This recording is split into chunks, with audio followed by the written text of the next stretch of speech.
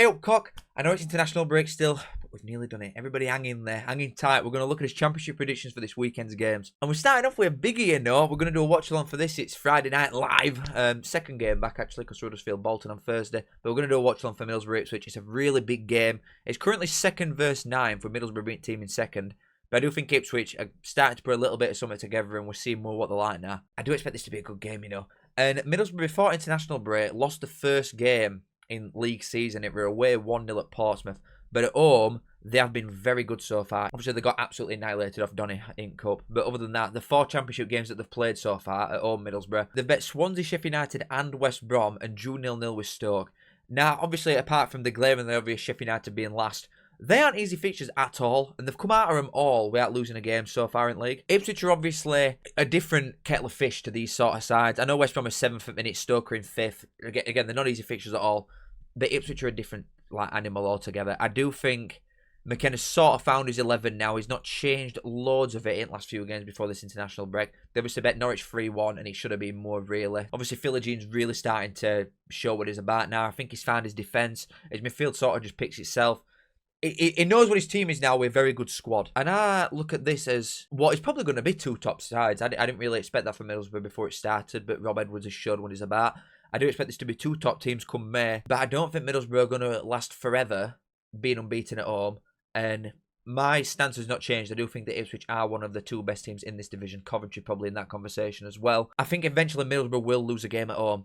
And to be honest, I'm thinking that this will be it. It's a big old test for Ipswich as well, you know. They've obviously got to come to a place, Middlesbrough, that they've not lost at home yet in league. But I think Ipswich win this to 0, if I'm being honest with you. I don't think Middlesbrough have been pulling any trees up in front of goal last few weeks. And that's starting to look like a slight problem, if there are any. We'll be nitpicky here, we're side that's 2nd. But Ipswich, I think, almost there with what you expect from them, and I could see them going on a stupid run soon. Probably not popular, but I'm going Middlesbrough 0, Ipswich 2 to get us going in that Friday night game. My God, relegation 6-pointer, Oxford versus Derby. This is 22nd versus 20th so far. I don't want to just say draw immediately, but I know everybody's thinking it. I don't actually look at these 2 and think they deserve to be where they are at the minute. The only 2 sides that are truly being tonked, like in terms of the goals for and goals against, there's a big difference between them, is the Sheffield double at bottom. You've got Sheffield United and Sheff Wednesday. They're on -13 and -12. No one else is even above a -4. Blackburn are -4, Derby are -4, and Oxford are -3. So it's quite a level league, really. I think they all are. I think everything's sort of starting to weight out properly in Pyramid at the minute. With League 2 all the way up to Premier League, everything looks quite even. And there's no massive, humongous standouts at either end at the minute. Apart from these 2 onking it out in Sheff, there's not a great deal. But Oxford and Derby are 2 sides that find themselves in a relegation battle right now, like 9 games in. And I do think they'll probably be in there come end of it, just based on the strength of the league in general. But I don't look at them both and think these are 2 crap sides. I think they're both fairly alright defensively, if I'm being honest. Like, Derby have been unlucky with injuries. But I do think across a full season, once everybody's sort of back and Eustace knows what crack is with his defence, I think they'll tighten that up a little bit, and I'd always back them for a goal. With that forward they've got from America and Morris, Derby have got some proper forwards. Thing is with both of these 2, they're both on 1 win each after 9 games. It's really poor, and the only 2 teams that are on that with them are the Sheffields. The thing that I always find myself coming back to with Oxford is Gary Rowett, and just what he is and what he can be. They've got some games coming up after this international break that you look at and think, you've got to get a couple wins out of here, or then we're really starting to worry about you. Because the next few games, they've got Derby, Wrexham, Sheff Wednesday, Millwall, Stoke at home. Like, I know Stoke are good starts. Some of them are really good teams. But if you've got the home aspect, you've got to sort of take advantage of something like that. And to be honest, I think they will beat Derby. I think the home aspect is something that I'm waiting towards here. I'm not sure what the injury status is with Derby at a minute. I should have probably looked before I started this, in all fairness. But I look at Gary Rowett and I look at Oxford, and I think at home, you've got to get some wins soon because they've not won an home game so far. That has got to change, and it's got to change against Sunday in as poor form as Derby are, in a relegation 6-pointer, 2 places difference. This has got to be a win for Oxford, and I think that pressure is something that Gary Rowett is used to. With how long he's spent at somebody like Millwall and constantly overachieving, really, budget-wise. I think Oxford win this 2-1. I'm going 2-1 to the Yellows. Yellows! Speak of the devil, baby. QPR at home to Millwall. I thought I had Millwall cracked, but it's clearly not the case. Like, obviously, I have a slight tinge of bias towards Millwall because I like them and I think they should get in top 6 really this season. I do think top 6 is a realistic aim, but I look at this right now and think, why not say exact same thing about QPR?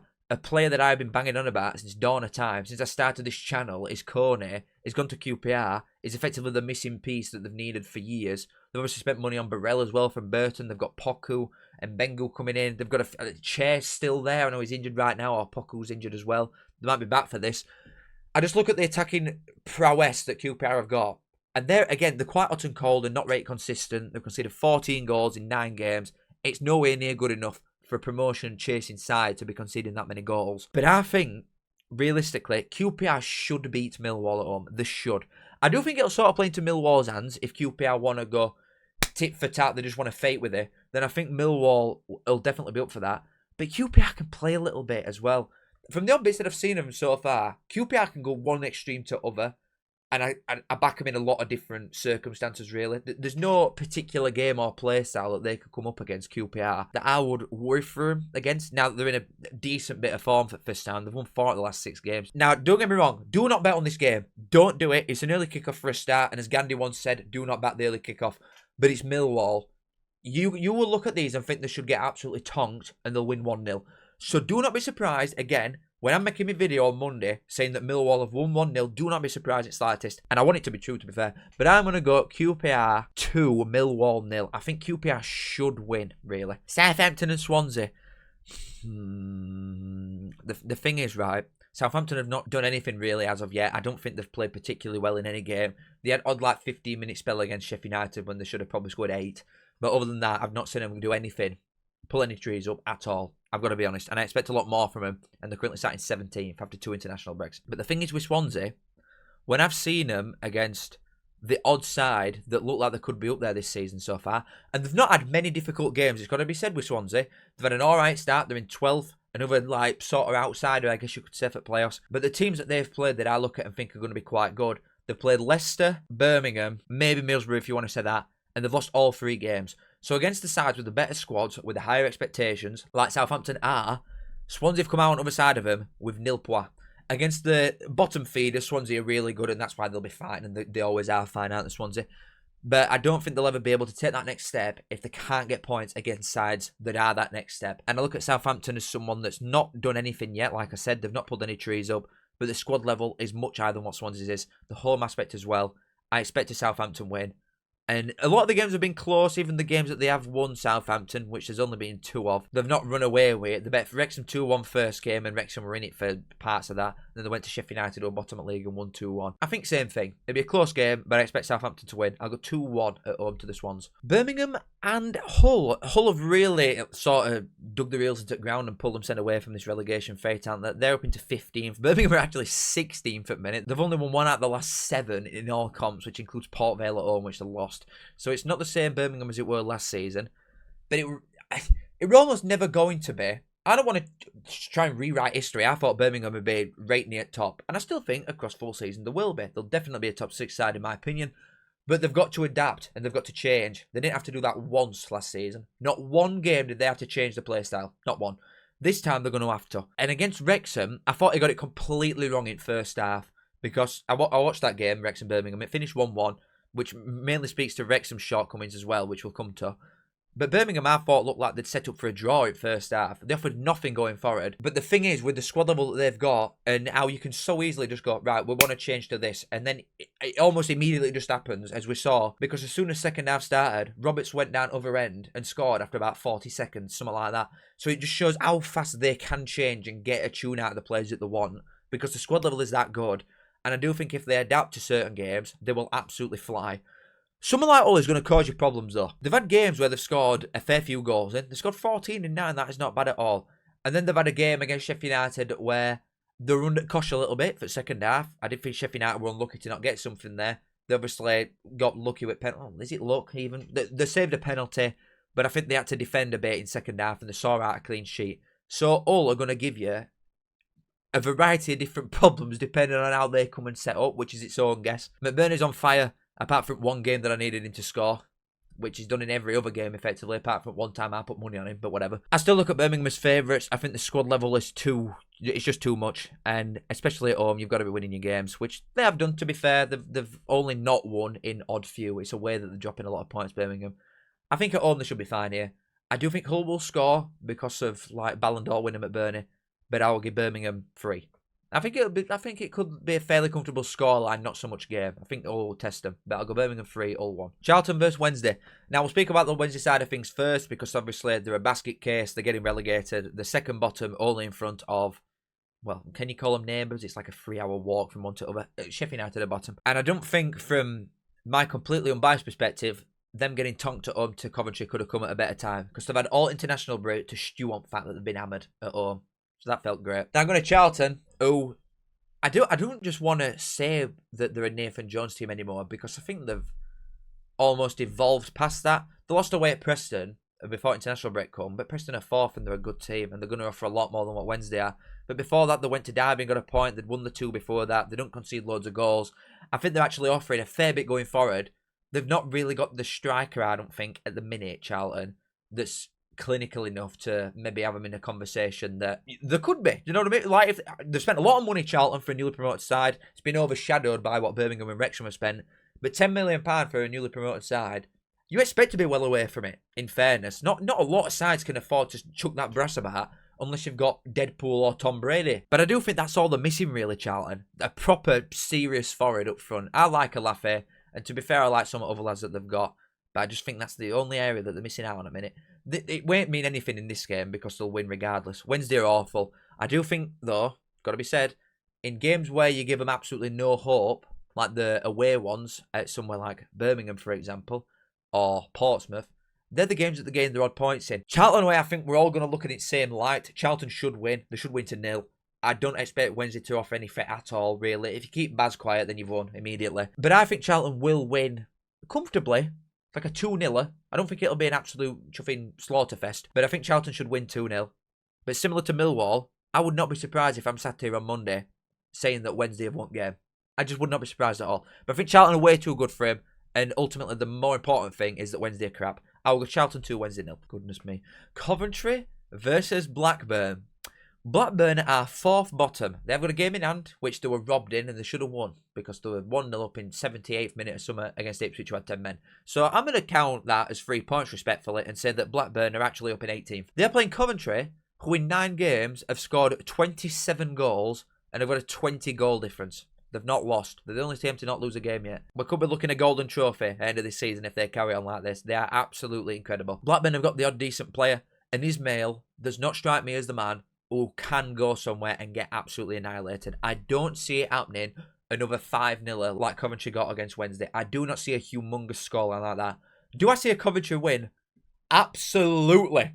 I don't see any world where Blackburn get a point here or even a sniffer a point. I think Coventry will come out of this with 35 shots, 80% possession. They will dominate this start to finish. But I don't think it'll be an absolute whitewash like it were against Wednesday. I don't think it'll be 5-0. To be fair, I'm sat here. I'm probably going to go the same score as I did on the last one.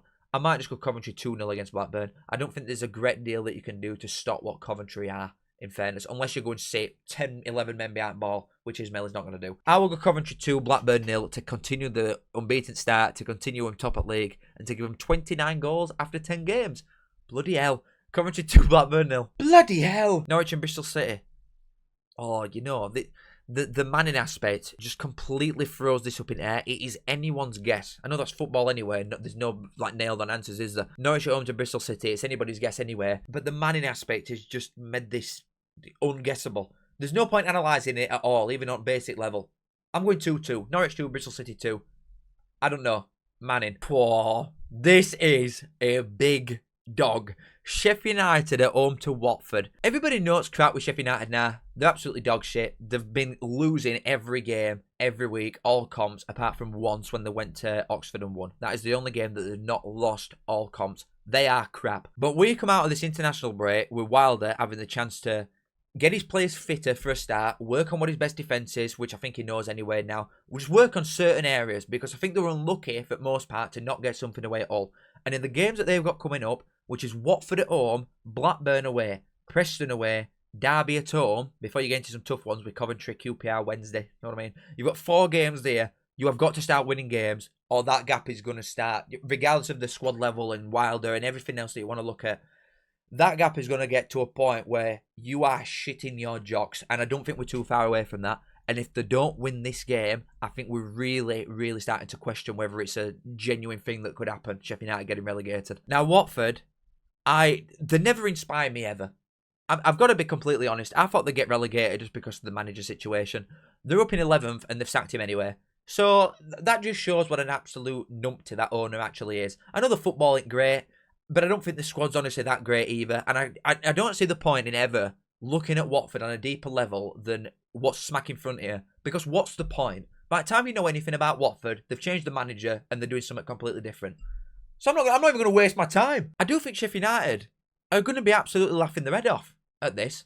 That they've sacked the gaffer after 2 wins and a draw in the last 3 games. I don't think there's a better opportunity that could have possibly presented itself than Watford at home after an international break when they're in good form and they've sacked the manager. I don't think there's anything that could have possibly laid up better for you than this.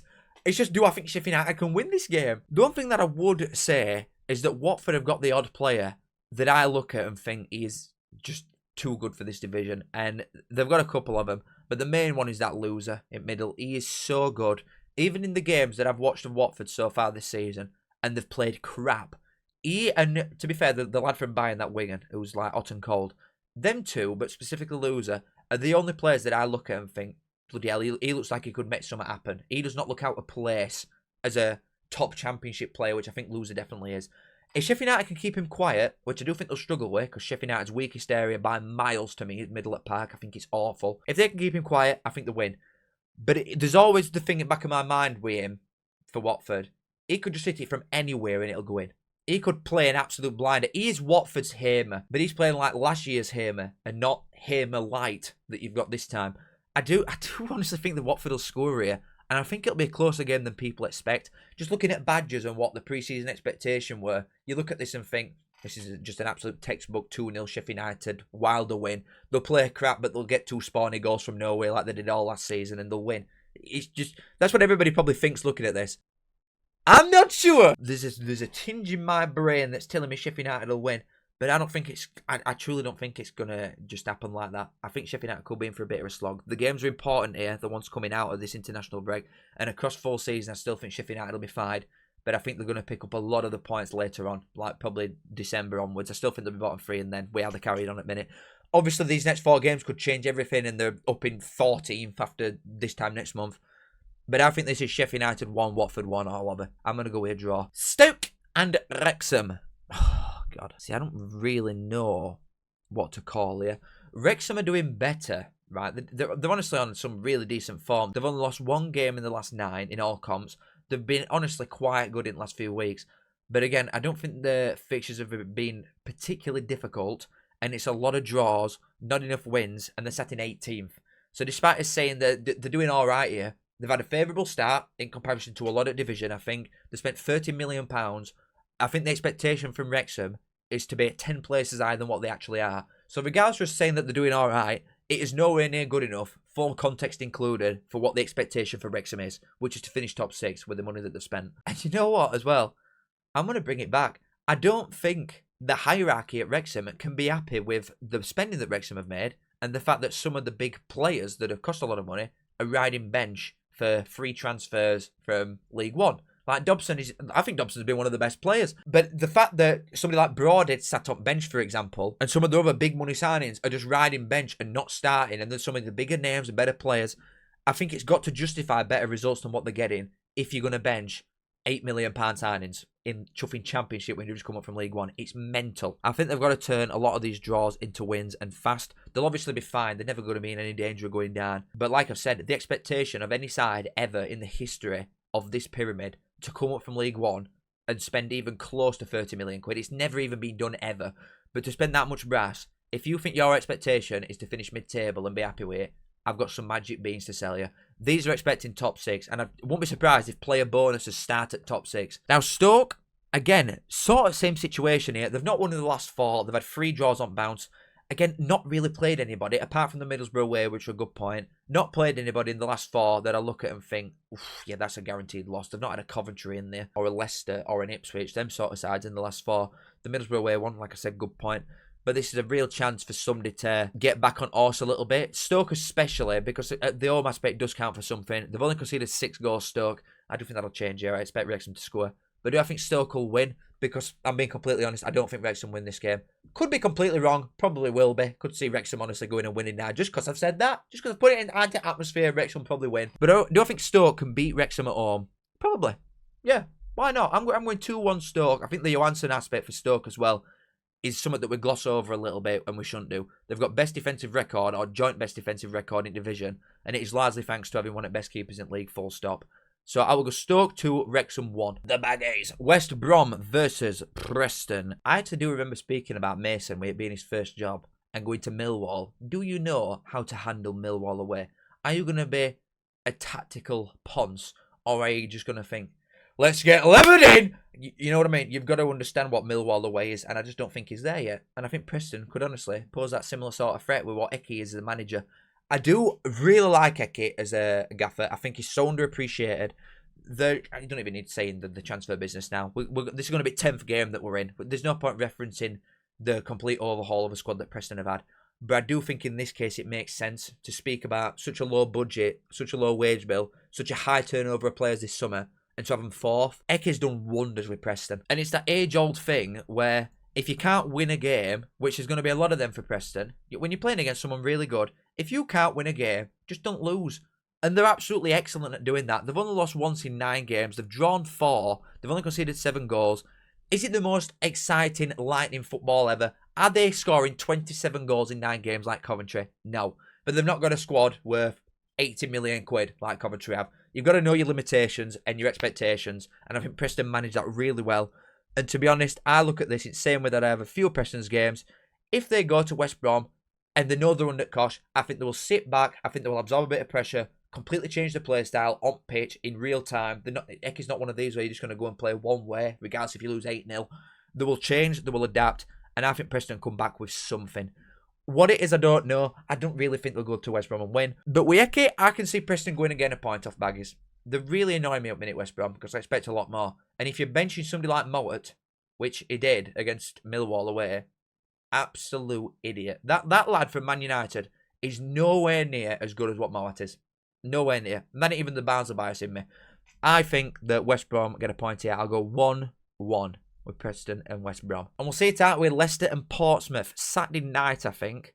Was that sort of playing to it at all? Probably not. I mean, to be honest, I expect Leicester to win regardless, even if it could be any time ever, in any location, really. If I look at Leicester and Portsmouth at minute, I expect Leicester to win. And Portsmouth had a really good win before coming into international break. They obviously bet Middlesbrough, like I said at the start of this video. But Leicester, with Cifuentes, I think they're really starting to turn it on a little bit. They've just got players that can score screamers from anywhere. They've got same record as Preston as well. 4 wins, 4 draws, 1 loss. They've not lost in a while now, Leicester. I think they're probably going to start pulling away a little bit. It could end up being the same thing as last time, where they just win it with 100 points, and you know what I mean? You just sort of can't catch them. Because the players that they've got, regardless of the ones that they've sold, bringing in someone like Jordan James is just ridiculous. They've still got the Fatuwus and Winks and them type of boys that are way, way, way too good for Championship. And I do think, for the most part, better players equals win. I do think that is just majority of what football is. Apart from, like, tactics say a lot now. If you've got better players by an absolute mile in every area at pitch, you're probably going to win game. And that is what I see here. I will go Leicester 2, Portsmouth 0. I don't think Portsmouth are a bad side at all. But Leicester away is a write-off for more or less every team. So I'll go 2-0. And that's that. Absolute pleasure. Love you all. Case, make sure you like, subscribe if you do enjoy and hype the video, apparently. Thank you very much, and I will see you in a bit. Goodbye. I say I'm a man, yes, I'm a mucker. I think of me saying as a right good looker. I say up that. Show us bit it.